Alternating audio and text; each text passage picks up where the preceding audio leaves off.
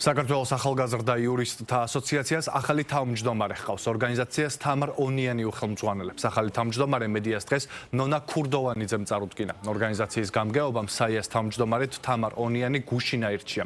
ორგანიზაციას 3 წლის მანძილზე ნონა ქურდოვანიძე ხელმძღვანელობდა, მას უფლებამოსილების ვადა ამოეწურა.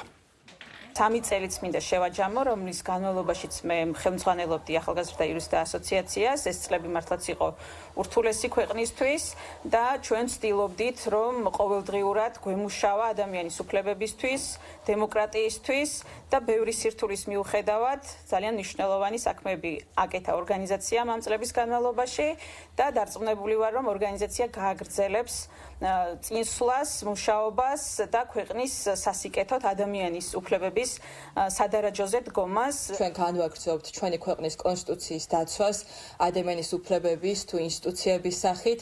ჩვენ ასევე გავაგრძელებთ ადამიანების დაცვას, რომლებიც ეძებენ სამართალს და ამას გავაკეთებთ ჩვენი ცოდნით და გამოცდილებით, როგორც ადგილობრივ დონეზე, ასევე საერთაშორისო მექანიზმებში და მათ შორის საერთაშორისო სასამართლოებში.